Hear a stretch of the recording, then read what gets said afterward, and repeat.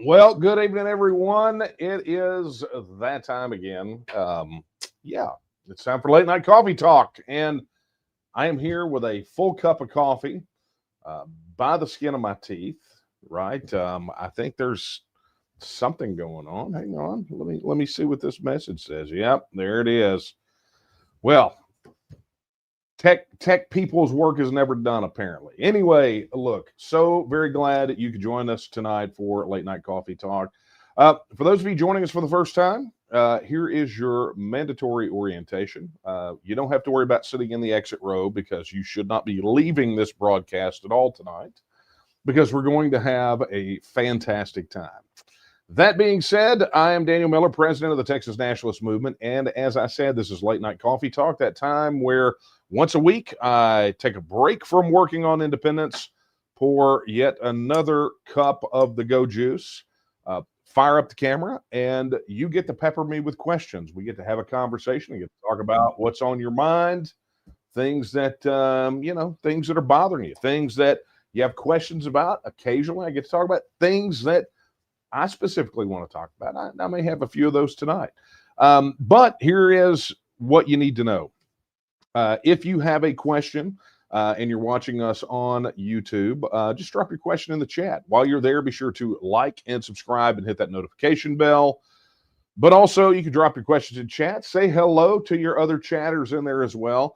A reminder, super chats are active and your contributions are always welcome because they help us do this and go out and do some of the things that we'll be talking about tonight, because I actually have guests tonight for a little bit. They're going to come in and they're going to tease you a little bit, but we'll get to that in a minute. But anyway, drop your questions in the chat on YouTube. If you're watching on Facebook, drop your questions in the comments. Be sure to like and share while you're there.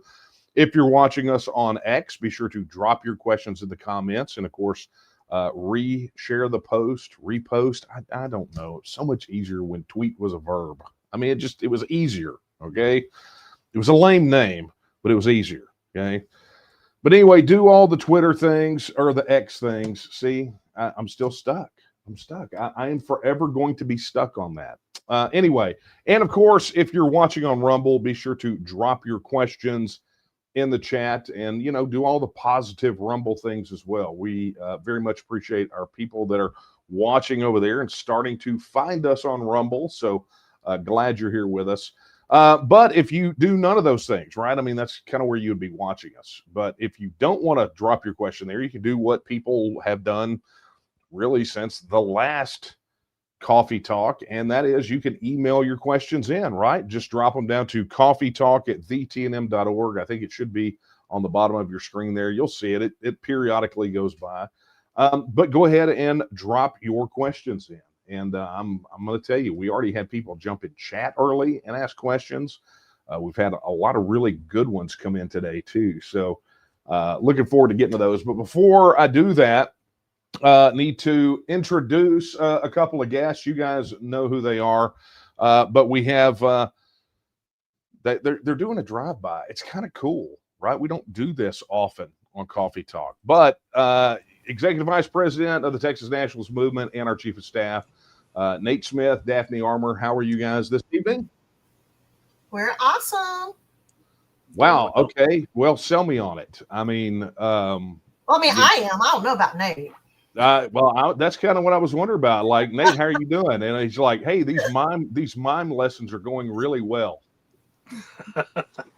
It's going great. It's a wonderful Thursday night. Yeah. So why don't you guys tell us why you're doing a drive-by? What are we talking about? Why are you teasing us on Coffee Talk? Oh, there's this little program that we've been working on called Texian Arise. Yes, it is named after the song, as you pointed out. And we're excited about this because we're going to be doing a series of workshops, and this is designed to help people get plugged into the campaign election process. Because I think, I've heard you talk about this once or twice on Coffee Talk before, but there's just a couple of issues that in the Texas legislature, Texas elected officials, we might need to make a few changes. Is that right, Daniel? You talked about that before? Yeah, we may get a question or two about that on occasion. People fed up, I think that the average viewer of Coffee Talk is probably pretty fed up with their representation. I'd say that would be safe, right? I think that's safe to say. Yeah. Well, so we why they are here and teasing you is not just about the Texian Arise campaign, right? You guys are getting ready to launch this statewide initiative for these volunteer training classes. We are not obviously going to dedicate the entire hour to that tonight because if you are a YouTube channel member, you already have access to it. But we recorded almost an entire hour-long podcast with Nate and Daphne talking about the Texian Arise campaign, what it is, what is going to be taking place. And I can tell you, well, let me just ask. I mean, obviously, we talked about a lot of the kind of the details. We really unpacked the why behind it. But what should people really be looking for when they go view that podcast when it drops to the public tomorrow? I think looking for what it is that they're going to get out of this workshop and how important it is. We cover a lot of details in there. We had a good chat. So I think I'm going to enjoy the podcast. But we do have a special announcement for Coffee Talk tonight. And Daniel, I don't know that we've even been able to share with you yet. So maybe a surprise for you as well. But we have the first location set. And that is going to be exactly. Drum roll, please. Oh, hang on. I think I hang on. I think I have one of those. We have musical drum rolls somewhere. There it is. Yeah. Okay. Yeah, I have that. Go ahead. Nice. In New Braunfels, Texas. I want to. It's going to be on. Here's a magical day. I want to know who. Somebody in the chat needs to sound off with what day this is. It's going to be on October the 2nd. Somebody tell me why that's important. I know we got some Texans in here, so I want to know why that's important. We're excited to have that. So it's going to be at the Rudy's Barbecue in New Braunfels, Texas, and it's starting at 6:00. And we're going to be getting all the details available to you and a link sent out soon. So I know all of y'all are on our email list. You'll be getting emails about it, and we'll let you know where you can sign up. Okay, so guys, you heard it here first. It's not on the Texian Partisan. It's not anywhere else. Your first Texian Arise volunteer training. I mean, and look, go listen. Let me just say this before you get all super excited. I want you to go listen to the podcast, of the Texas News podcast, where they talk about it, and then I want you to be excited. Because this is a big deal that's getting ready to happen with a goal to train. What did you guys say? 1,000 brand new campaign volunteers through the duration of this effort, right? Correct. Yeah. And let me just be sure the training is free. Is that correct? That is correct. Oh, wow. Okay. This is at a barbecue place. There will be food available for purchase. So I encourage you. They got some good Texas-based food there. I think they might have a vegetable or two as well. Texas-based food. I love that. And we will gladly accept donations, though. Just thought I'd throw that out there. Oh, yeah. Well, I mean, it really wouldn't be a guest appearance by you if you didn't, right? No, y'all are used to me having to ask for money. Thank you, Chris Powell. I appreciate that. Oh, very nice. And okay. I have to mention that I do see somebody got it right in the comments. October the 2nd was Battle of Gonzales, better known as the Come and Take It Day. So very excited to have our workshop on that date. Well, there you go, folks. I mean, this is a great one. And I got to tell you, I am, especially after doing the podcast, I'm very excited about this. This is something that a lot of you have been asking for. And so big congratulations to you guys, Nate and Daphne, for putting this together, for getting the first training on the calendar with a lot more to come. And guys, sound off in the comments. Show your appreciation for the work that these guys are doing to fill a very, very, very big gap in Texas politics right now, particularly on our side of the equation. So for me personally, guys, thank you very much. You're welcome. And thank you, Eric. I saw that donation come through too.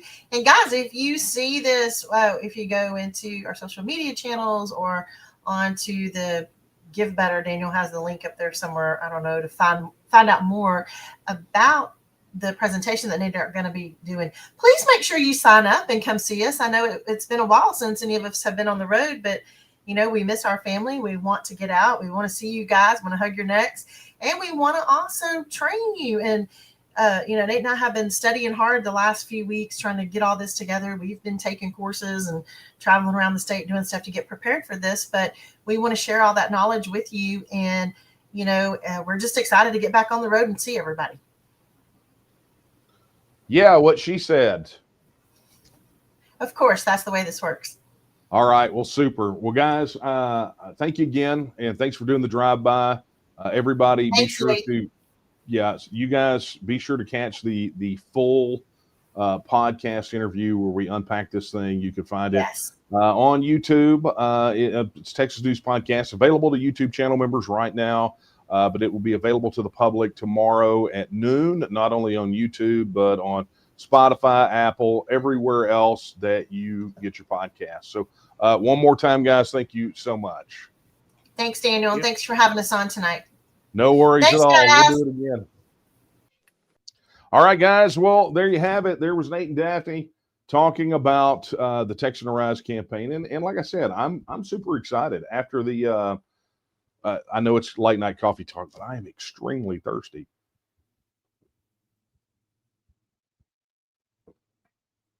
That's before I get hate mail. It's not beer. It's water.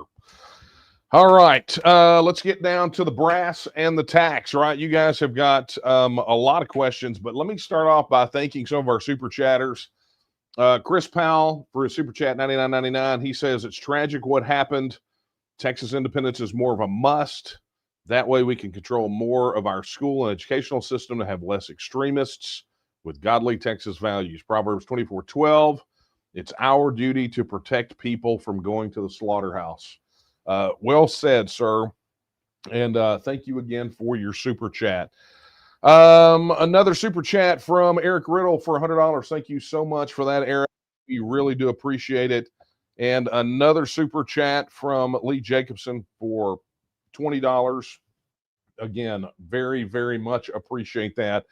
This is what helps us get, keep on keeping on, right? And this is what allows us to do these things like the Texian Arise campaign that, and offer them for free. That's good. So thank you so much. And of course, George Rogers with a $5 super chat. He says, need to get legislation to restore the Southwest Conference. That is a sports sports comment. And I have learned one thing is don't take sides in sports on a live stream. That is a good way to get people to fight. But I can't say that I disagree with your sentiment, George.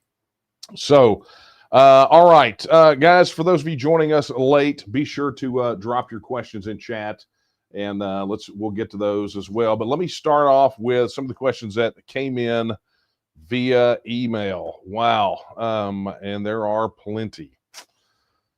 Okay. Let's find where we start. Okay, this is from Joe. Joe asks.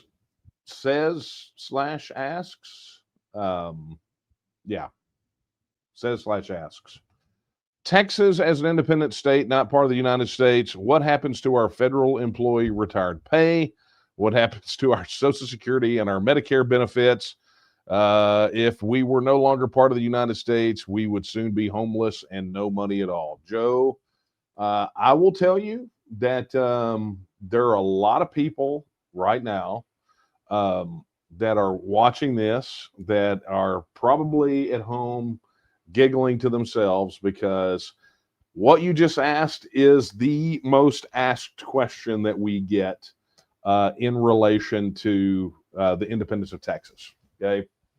And that's no commentary. You obviously have not heard it asked before, nor have you heard the answer, and so it's a perfectly legitimate question. But because it's been answered so much before, I will give you a brief response, and then I will direct you to where you can get all the documentation on it. But your question about what happens to federal employee retiree pay, so federal pension benefits, that is actually covered extensively at a little website called texitnow.org, where we maintain the most asked question or answers to the most asked questions related to Texit. And that's one of them. And the way that the system works right now, you do not have to be a resident of the United States to collect federal pension benefit pay. That also extends out to the rest of it. Your Social Security, you're talking about various things like Medicare, things of that nature. But let me just say all the answers to those, all the wonderful sort of textbook answers about policy and how all that and the mechanics of it, that's all there. And it's things that have been not our words, but literal federal government policy. Okay. So if you want that, you can go there. You can see all the details and see it all documented out. But I want to say this, as someone who's receiving federal pension benefits, Social Security, retirement benefits, Medicare, any of those things, you need to be less worried about what Texas independence, how Texas independence will negatively affect those things, and more about the imminent bankruptcy of those various programs in the federal government, right? Your challenge here is not one about Texas leaving the union. That's already by policy established. You do not have to be a resident of the United States. You just cannot live in a country that's under banking sanctions as state sponsors of terror, right? So don't move to Iran, don't move to North Korea, don't move to Cuba, those sorts of things, right? These very small number of totalitarian regimes that are state sponsors of terror. Don't move there, okay? The Texas won't fall into that. But, from the mechanics of it, I think that's a less interesting conversation. It's sort of already taken care of. I think that's a less interesting conversation than the one about whether or not the federal government will, in the medium term to long term, maintain the ability to pay what they have promised. They took money from people, they put it into a system saying, we're going to invest this for you, and when you get old, we're going to pay you some of it back. Worst retirement system in the world, right? It's a horrible investment plan. And we know that because we have competition. The Galveston plan, it absolutely wipes Social Security off the map as far as returns go. But the point here is that if the federal government is insolvent and the federal system goes, pear-shaped, belly up, whatever you want to call it, it doesn't matter where you live. I mean, you could go live on the doorsteps of the Capitol and Congress and still not get your federal pension benefits, because if they can't pay it, they won't pay it. And at some point, they can only print money so fast to the point that it becomes worthless, and it doesn't matter. Sure, we'll pay it, but now a loaf of bread costs $1 million, right? So your bigger concern is staying attached to that federal system, right? Because if you're attached to them, it's not going to make a difference if they can't cover all the chips on the table. Best bet, Texas independence. Texas figures out a way to migrate that system over into something that is more financially sound, and I think Texas could make that happen. And I believe Texas can work that out. We've seen various financial, economic scenarios that have been run that show that, ultimately, if the federal government decided that they would not be willing or able to pay those benefits, that an independent Texas would be able to essentially still cover all of those federal pension benefit payments, somewhere in the neighborhood of about 74 to 75 billion a year is what it amounts to, but still have a tremendous, tens of billions of dollars of surplus that that's no longer being sucked away into Washington, D.C. You have to remember, we overpay anywhere from 103 to 160 billion dollars annually into the federal system. And I'm going to say that again because I see a lot of people misquoting this, and I want you to take notes, everybody out there. Texas overpays 103 to 160 billion dollars annually. That's not how much we pay in. That's how much we pay in, but never get back. Okay, so big difference. That's how much we overpay. If we're no longer in the union, then that means that money stays here in our pockets, in our economy, in our businesses. Whole other conversation. I said I wasn't going to go along with this, but I did anyway. So anyway, Joe, that's the answer to your question. Look, for questions like that, if you want to get kind of down into the down deep and dirty of the policy aspects of it, go to texitnow.org. Go there and be sure that you go look for your questions. And if you don't see it there, reach out to us, and we'll be sure to make it happen. At least get an answer to it on there. All right. Let us see where we are on this scenario.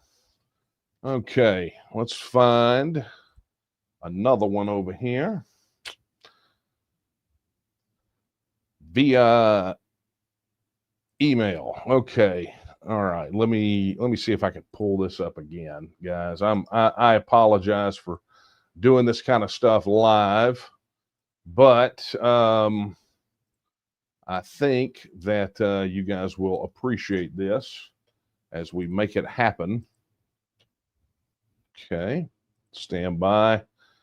You would not believe how much faff I have to cut through to get to the questions, because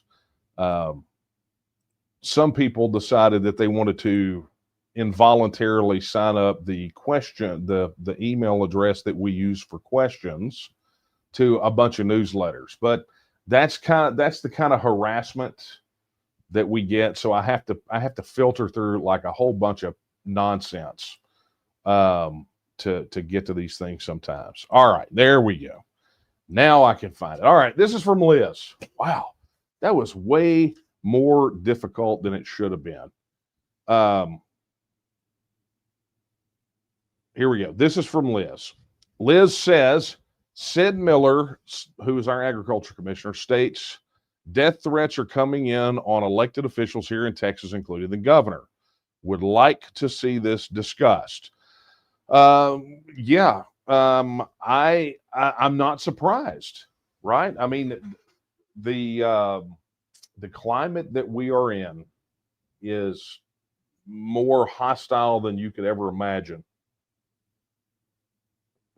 I will say this, and I think I talked about this last week, right after this happened.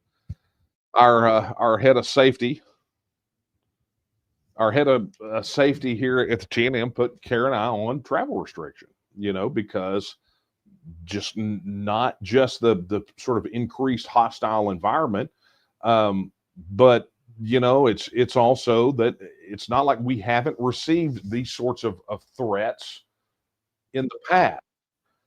So, seeing these things happen, hearing Sid Miller talk about it, I mean, that's not unusual. Look, right now things are generally hostile, and anybody who thought, I was having a conversation last night with Travis Roberts from over there at Defiance Press and Publishing. And as we were talking about it, we were talking about sort of just general climate of hostility. He had made mention that, some of these guys, these Antifa types, these radicals, they are figuring out, he says that they're learning that if the right employed their tactics, even just a half a percentage point, that it's way more damaging to the progressives than the other way around. And I had to counter, with all due respect, and say, I don't know that they're learning anything from this. I don't know that anybody's learning anything. All I see is just the gas being poured on.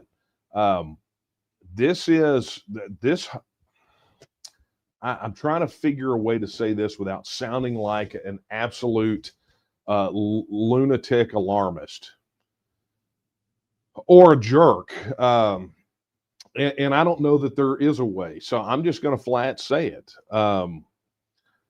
Things are about as tense and as bad as it's ever been, right? I mean, I can look back through the duration of my time before signing up for the fight for Texas independence, all that kind of craziness through the mid and late 90s, the things in the early 2000s, the formation of the TNM, the whole nonsense with, I mean, just out of all of the crazy hostile things, the hostile climate, the dangers from the federal government, from radicals, from insurgents, from all those things, I can say with an absolute straight face that I truly believe that we're closer now to, I'm not going to call it a civil war, although that is the term everybody's using, but I think we're closer to balkanization than ever before.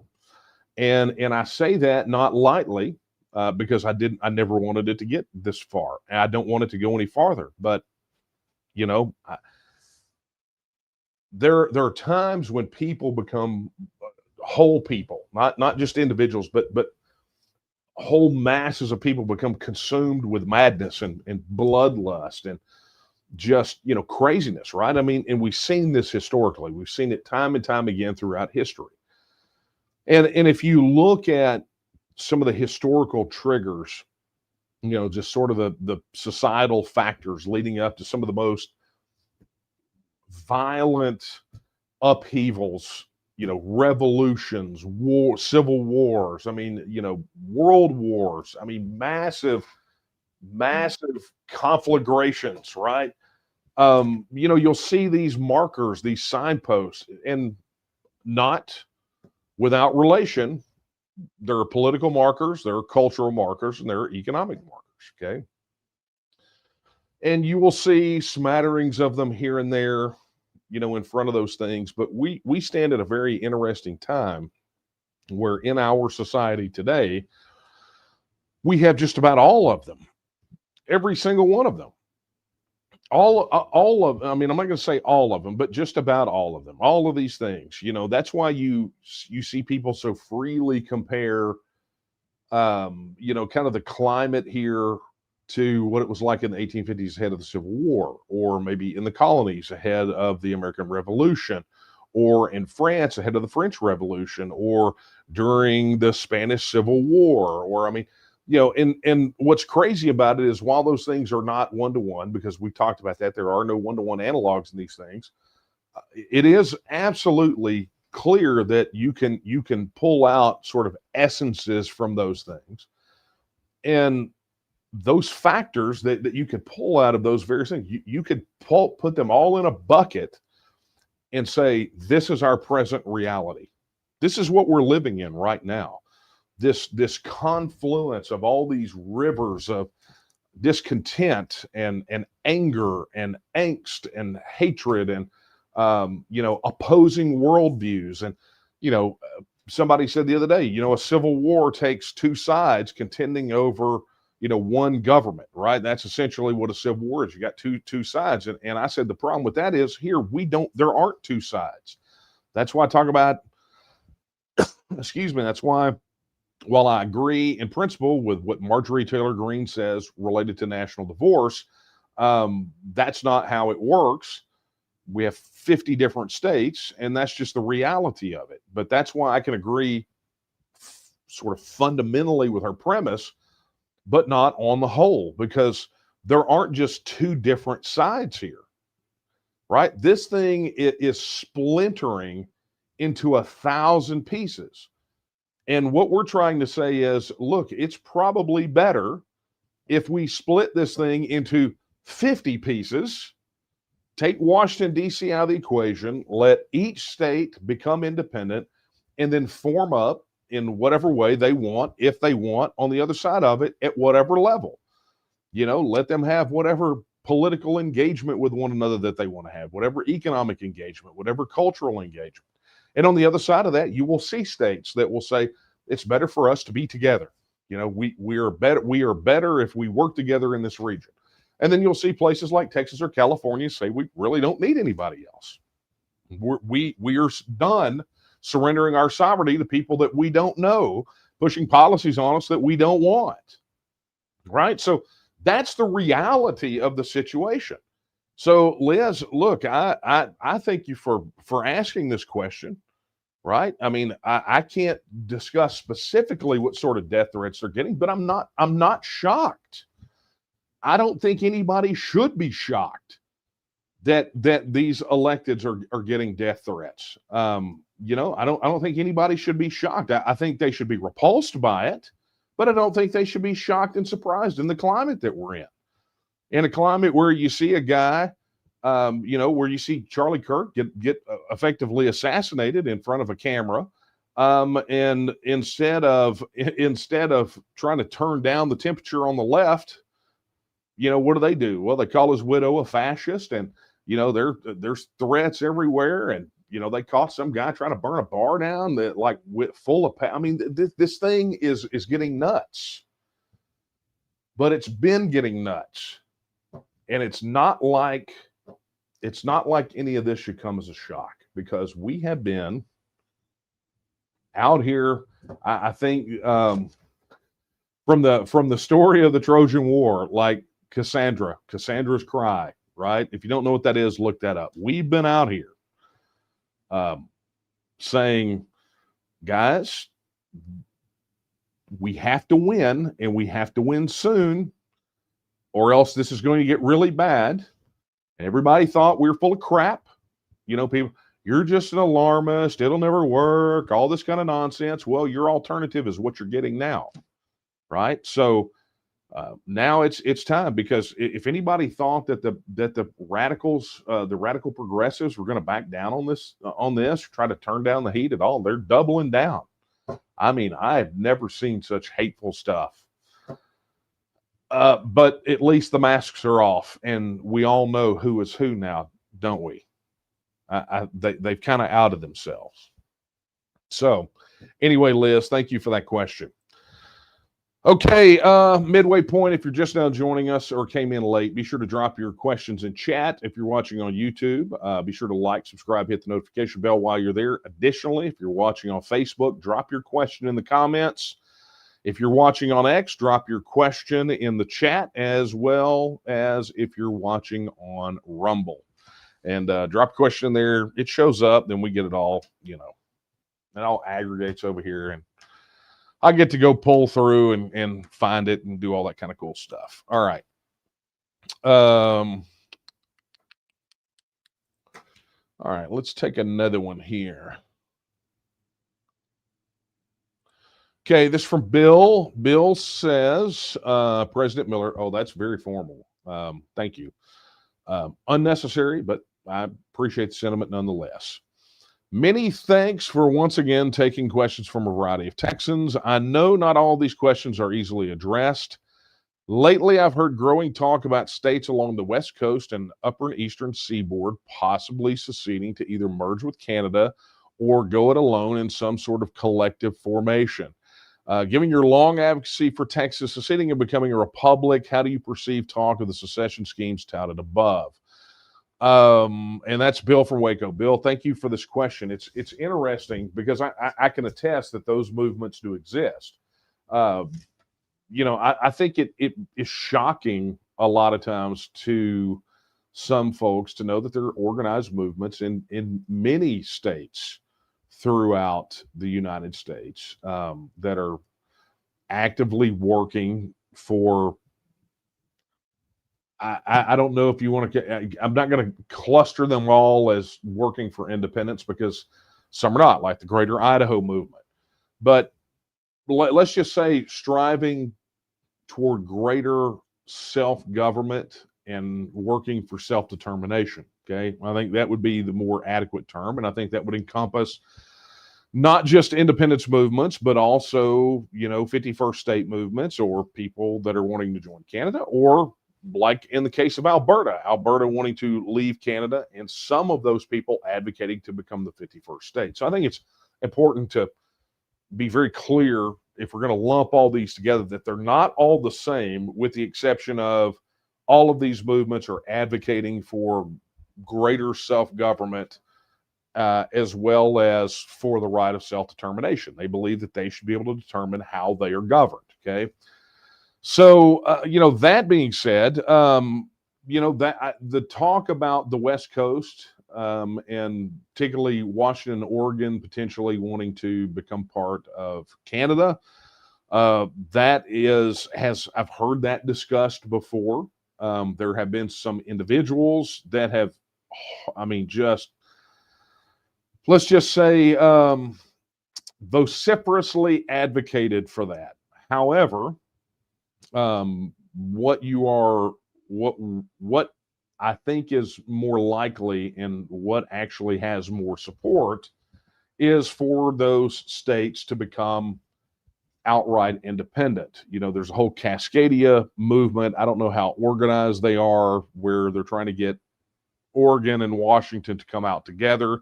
Of course, fighting against that's the Greater Idaho movement, who says, well, if you're going to go, we just want to be part of Idaho instead of being part of, basically Greater Portland.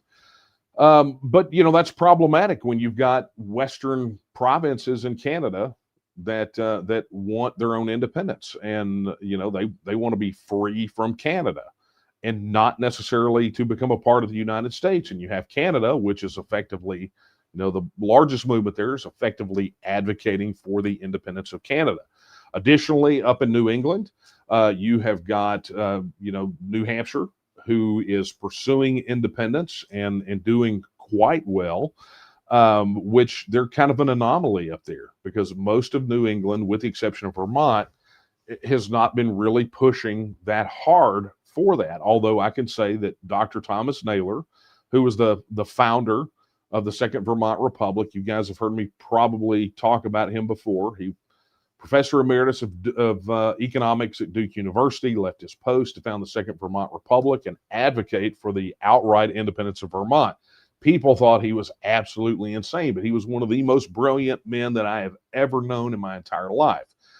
And, when he talked about the idea of economic independence, he said that, when people think about independence, you always hear the opposition say, well, you can't survive on your own. And he said, that's not the reality. He says, no self-governing independent nation survives on their own. They have to have trade. They have defense compacts. They do all these things. And so it's not really about self-sufficiency. It's about viability. Okay. And so he had always advocated that those New England states leave the United States, and the Maritimes and Canada leave, and essentially form an economic bloc, which would be an economy about the size of Denmark. Right, which is, it's not Texas, but it ain't bad, right? And so that was sort of that discussion up there, but it was always couched in the understanding of the process, which is states in the United States must become independent before they can reconnect or reshuffle or tie together with anybody else, because it's the membership that we have in the federal union that must be overcome before we can do anything different.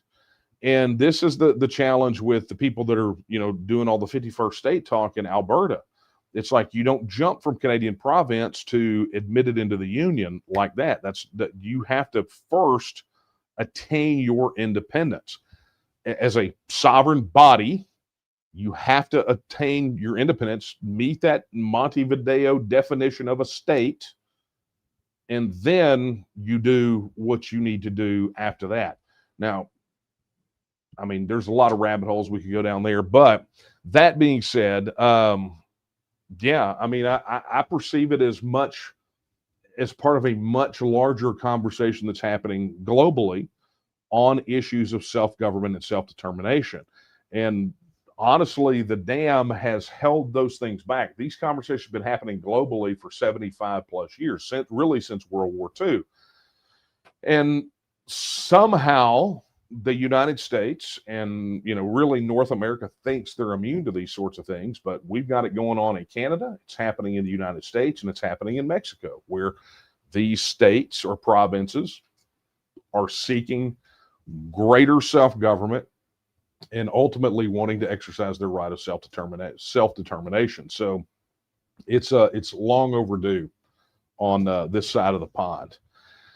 All right, Bill, thank you very much for that. Let's see what we got over here.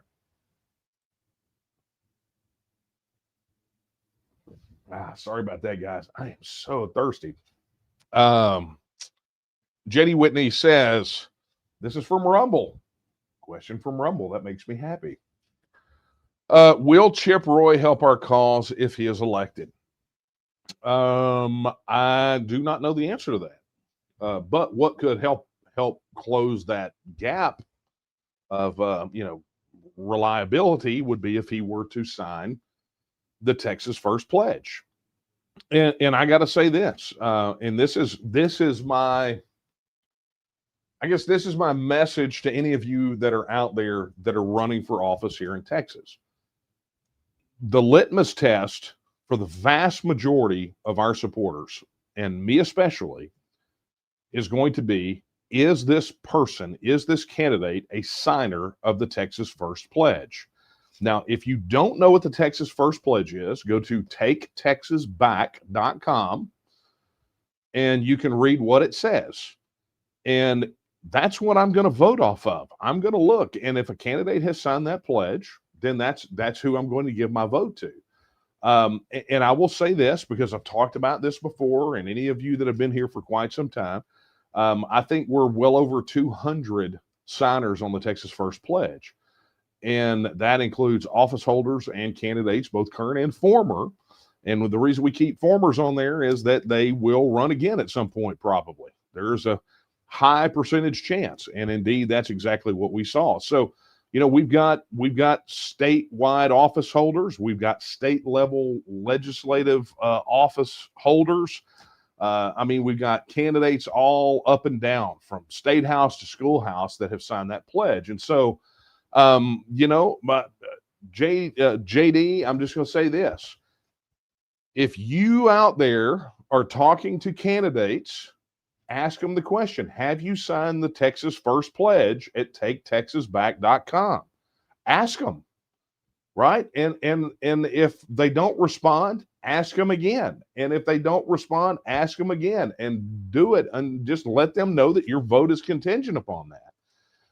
That has a pretty big effect on where these guys are. And so I will tell you right now that not a single one of the attorney general candidates has signed the Texas First Pledge. So, I've heard Chip Roy talk good game up in Congress when he's railing up against, the Biden administration. Why did we join this union in the first place if our border is going to be crap, right?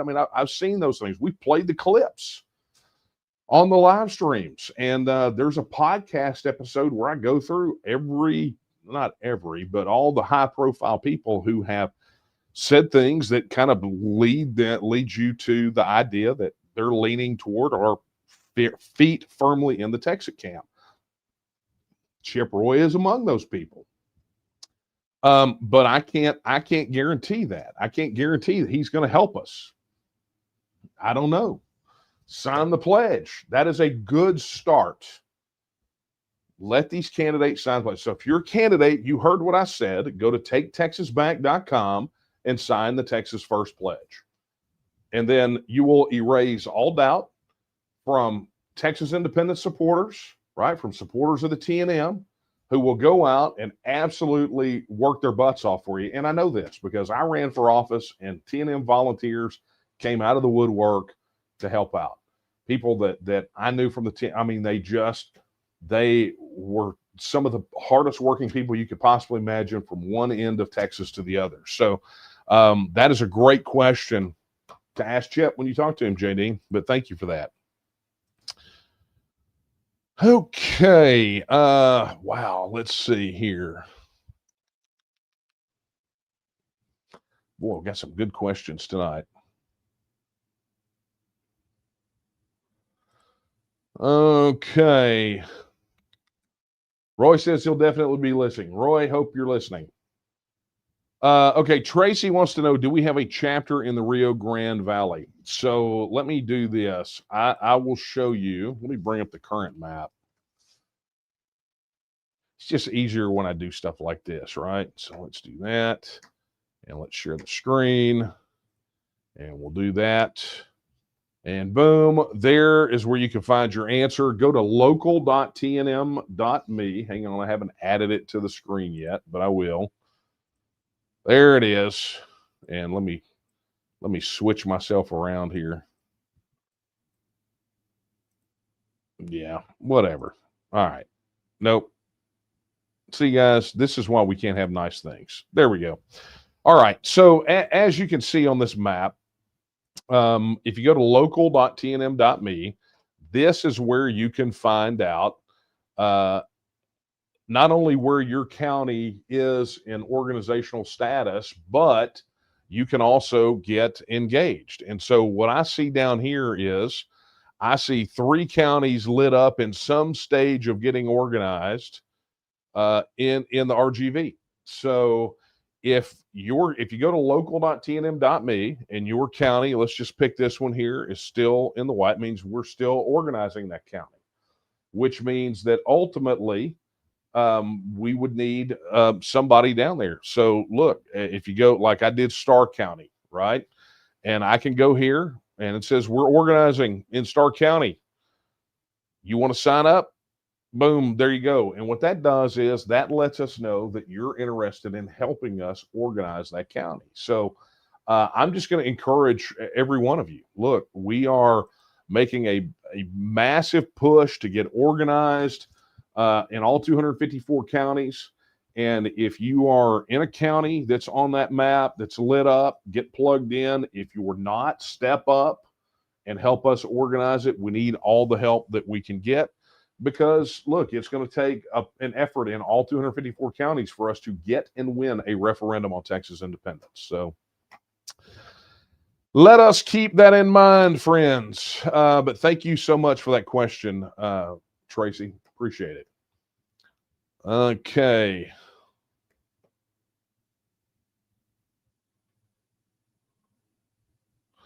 Okay, this is from Bert. Bert says, if we go forward and are able to regain our independence, how do we stop the same people who hijacked the U.S. from doing the same to us? You know, if they can't stop it from happening, they will try to covertly co-opt it the same as they did with the U.S. Maybe they are already embedded within us. Look, I have made no bones about it. Texas independence is not a is not a promise of utopia, right? Independence does not change human nature. It doesn't. Now, what it does do is it gives us a greater opportunity to prevent the sorts of corruption, but that doesn't. It's not a cure-all, right? You know, we live as fallen humans, and so if there is to be well, let me just quote Washington when he said that, you know, the price of freedom or liberty is eternal vigilance, right? And that's ultimately what it's going to take. Now, granted, as it stands right now, while we're attached to the federal system, systemically we are set to accept whatever sludge and sewage flow in from wherever and whenever, you know, whether that's tainted campaign dollars or bad policy, whatever it is, we are systemically attached to that and set to receive. And independence for us gives us an opportunity to at least get a handle on it, break those chains, those, you know, seal off those pipes that are pushing in and creating a lot of the problem that we have.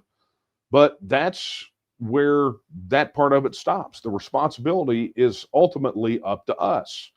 And given that all of this corruption, all of these things that have caused so much destruction and pain and hurt in people's lives, I could see where they would want to be exceedingly vigilant against seeing those sorts of things happen again. Now, how long will that last?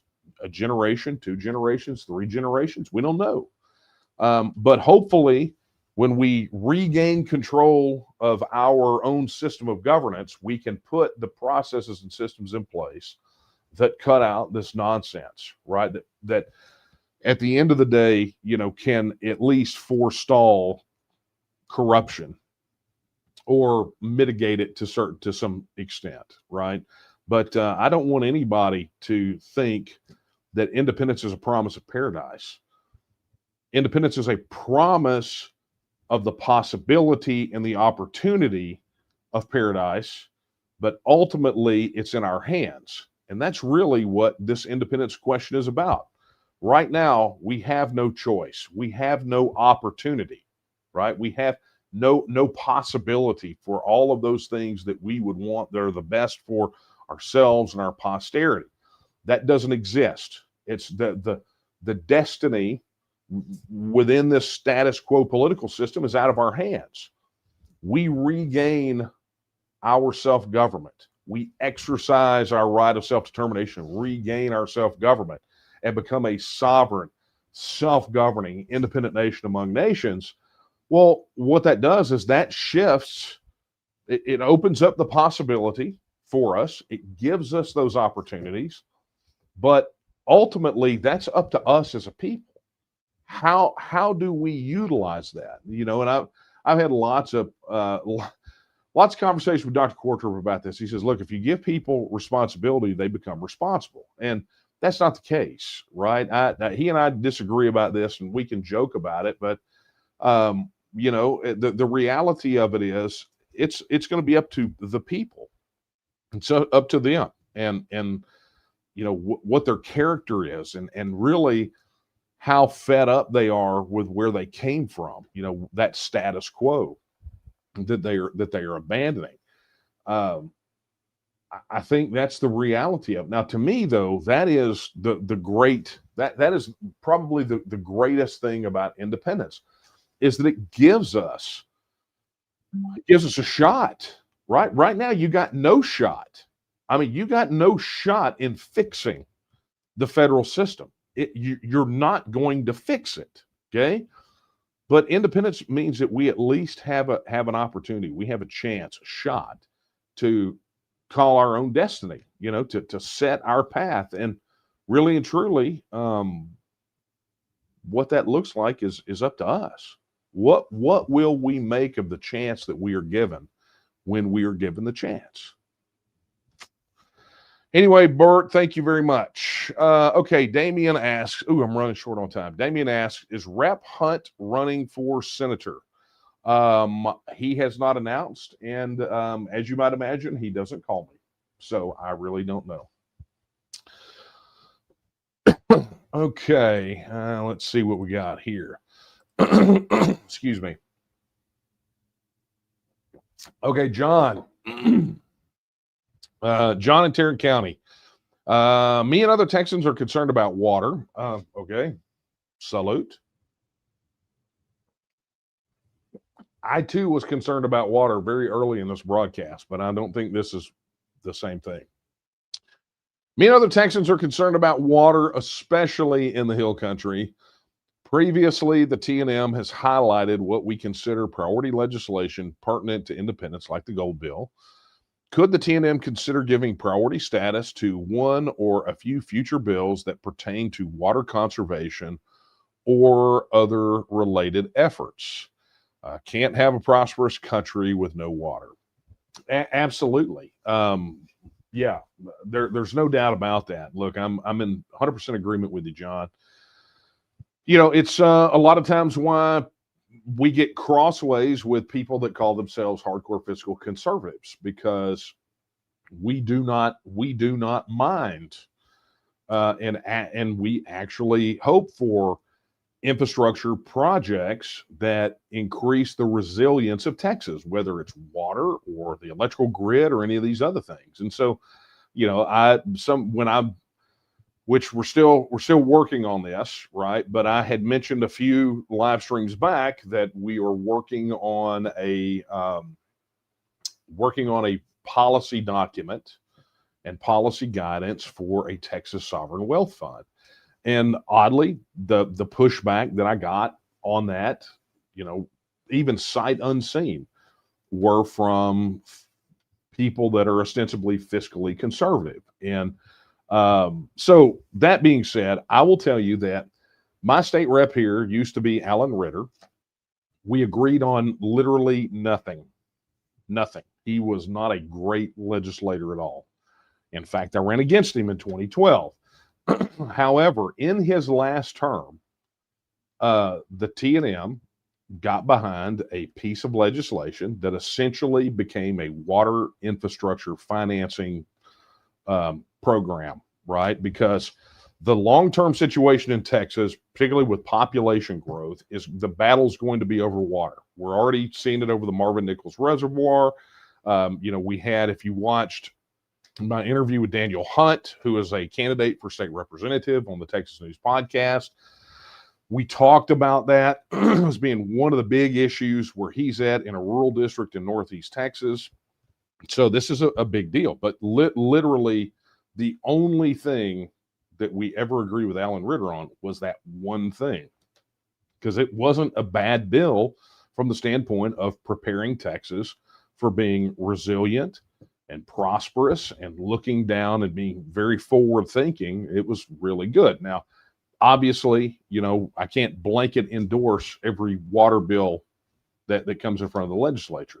But that being said, case by case basis, we are definitely looking at things like water and infrastructure bills that serve the needs of Texas, not just for today, but for generations to come. So thank you for that, John. It's a great question, and one that I do not get very often.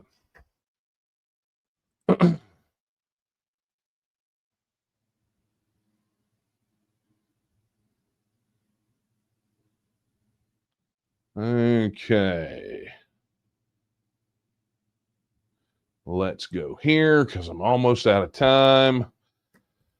Okay, let's see if I can rapid fire this one. Texas Gun Runners or Texas G Runner, I'm not going to assume what the G stands for, excuse me, says, what other initiatives does T&M or can T&M push in the Texas legislature to reduce our dependence on the federal government and or effectuate independence? For example, currency like DeRazio's bill, Texas Strategic Reserve. It's funny that this question came right after John's because there's a lot, right? And so I think I may have to take this one offline because it did come in here at the tail end, and I may just have to write a much larger article on it if that's all right with you. But let me just hit some of the high points here real quick. It's important for people to understand the mission of the Texas Nationalist movement. It's not just about the Texas independence referendum. That's a campaign within the longer Texas cycle, right? Go check out the course on T&M Social called the Texas Blueprint, and you'll see. But Texas is that process of moving us from status quo toward being fully independent. And across that, there are three different pillars, and you've heard me mention them tonight: political independence, cultural independence, and economic independence. And so there are a lot of policies this side of being fully independent and self-governing that move us that direction. Lots that we can do on the political front, the economic front, and the cultural front from a policy perspective. And you hit some of them. You talked about the Texas Strategic Reserve. We've talked about full militarization of the state guard for defense. You heard me mention infrastructure bills and projects related to water, electricity, things of that nature. There's just a lot, way more than I can go into here. But I think this may call for a larger written piece. So if you'll indulge me, I'll see if I can't get that and get it published on the Texian Partisan. But thank you for that. Chris Powell with another super chat. Thank you, sir. He says, Daniel, has John Boucher signed the pledge yet? Have you talked to him lately? So, yes, John Boucher, who has signed the Texas First Pledge. Matter of fact, if you go to taketexasback.com, you'll see that he signed it, I think, like a week ago, maybe like last Friday. But for those of you who don't know who he is, Montgomery County, right? Big in the Montgomery County Tea Party. I think, isn't he vice chair of Montgomery County Republican Party? But, known John for years now. And he's running against Will Metcalf. And so John Boucher has signed the pledge. Will Metcalf has not signed the pledge.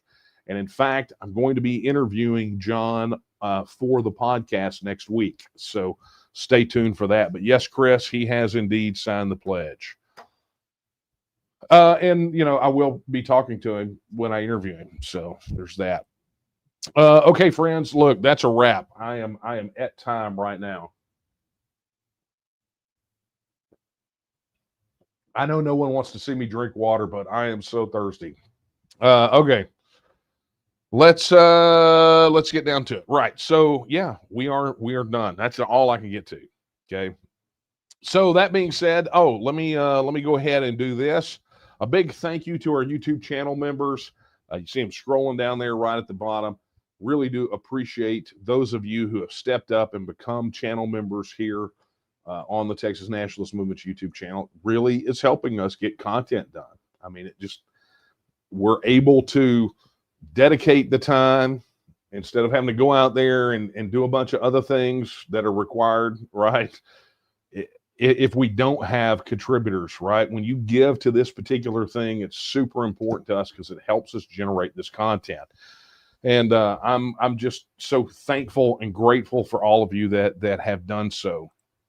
That being said, let me just go ahead and remind you right now, you've heard me mention a couple times tonight, if you are not on TNM Social, head over there right now, go to tnm.social and sign up. That is the official network for the TNM, right? Texas Independent Supporters only. Although somebody went over there and posted something today, sounds like they obviously did not read the terms of service, right? That they were pledging their support in the TNM. So, that being said, sometimes these things take care of themselves. But the TNM Social, look, it's the place where you can go connect with other Texas Independent supporters. You can join groups in your county, in your House district, in your Senate district, along with groups of TNMers that are interested in the same things you are. Are you a content creator? Are you a musician? Are you a pastor? Are you an ag? It goes on, right? If you're a homeschooler, right? If you're a homeschool family, we've got groups for all these things. And so it's a great way for you to connect with other TNM supporters and work together in your common areas of interest to help advance the cause of Texas independence. You can go to tnm.social. You can sign up. Additionally, go download the TNM Social app. You can go find it. Just go search for TNM Social in the Apple App Store or the Google Play Store. Additionally, if you have not already registered your support in the TNM, go over and do so right now. Head over to tnm.me/vote and register your support today. It helps, and many of you have been doing that as of late, and I am very appreciative of that. By the way, while you're at it, be sure to get your Texian branded merch, your TNM branded merch at the Texian store. Head over to texianstore.com. I love that Texian Partisan mug. I just love it. I drink out of that thing. Like as soon as it comes out of the dishwasher, I'm filling it full of coffee and drinking from. There's a lot of cool merchandise over there, so be sure to check that out. If you have an opportunity, we sure would. If you did not feel like you could give a super chat tonight, didn't want to carve out 30% of it to Google, then you could go give directly to the organization. Head over to donate.tnm.me and make your contribution today. Pick a campaign, give to it, or just give to the general fund. Help us continue to advance the cause of Texas independence. And of course, be sure to get your news at TexianPartisan.com. Texian Partisan is the official news site for the Texas Nationalist Movement. Not only to get news about the TNM, but you get information about so much more, including current events, things that are happening in Texas and Texas politics, plus deep dives and analysis on all kinds of things related to Texas independence and Texas becoming a self-governing independent nation. So go check it out, TexianPartisan.com. All right, friends, a final reminder. You heard as we started out the program with both Nate and Daphne on here as guests. Be sure you go check out the podcast episode, the Texas News podcast, which will be live tomorrow. Like YouTube channel members, you've already got it. So as soon as this is over with, you can go watch it, listen to it, do whatever. But for those of you that are not, you'll be getting it tomorrow at noon, right here, right on YouTube or Spotify or Apple Podcasts, all those different places. But it'll be right here. You'll find it. I feel rushed. I don't know why. I feel really, really rushed. Whatever. There's obviously something that I'm supposed to be doing, and so I better go get to it. But I have enjoyed our time together tonight. You guys are so gracious to be doing this, still coming here week after week, asking wonderful, wonderful, wonderful questions. Lots of insightful questions tonight, and I am so happy about that. So it is that time that we part. I'm going to leave you with the words that I leave you with every time we're together. They're not my words. They're the words of Sam Houston when he said that Texas will again lift its head and stand among the nations. I believe that time is now, and the question is, will you stand with her? Good night, everyone.